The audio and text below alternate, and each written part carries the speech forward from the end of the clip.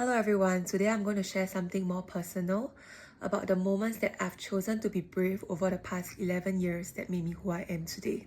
The first time where I decided to be brave was in 2014, where I first shared in my blog that I have this condition called trichotillomania. At that time, I used to blog very actively and I had a loyal group of people reading my blogs, and I really wanted to share this condition to my friends, but I didn't have the word for it, I didn't have the voice for it. I was afraid of being judged, and just writing it on the online space made me feel like if there were any judgment, at least it wouldn't come to me directly. That was my first attempt at being brave, but it required so much of me to put myself out there knowing that I may get judged. So I continued hiding behind my wig. In 2021, 6 years later, I put on my first solo performance titled Trichotillomania, where I had to work through a lot of the fears, a lot of my self-judgment and fear of people judging me through the piece, and actually present the piece on a stage to public audience. This time I remember that I would still cry as I create the piece, and up to performance day I still had a lot of fear on how the audience would receive this piece, whether or not I'll be judged.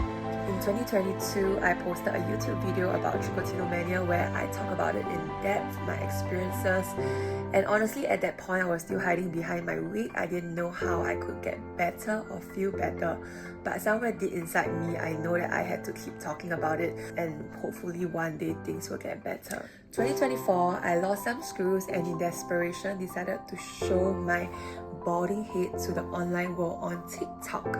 To be fair, I was very depressed and wasn't acting in my most rational state of mind, but I'm really glad that that happened, because my mindset was really like, F it, it is what it is.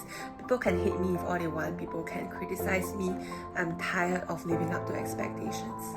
Hiding under the wig and bandana for almost 10 years of my life, showing even my close friends how I look like under the head covering was something that was out of reach and extremely uncomfortable to me, because there were a lot of bald spots. In 2025 now, after I shaved my hair, I started sharing about trichotillomania almost every day on my platform, and since I've started sharing, I've received countless messages from people all over the world telling me they found comfort in my videos, be it because they have the same condition, they are going through similar struggles, or struggles with body image, with hair loss, or just self-confidence, healing in general.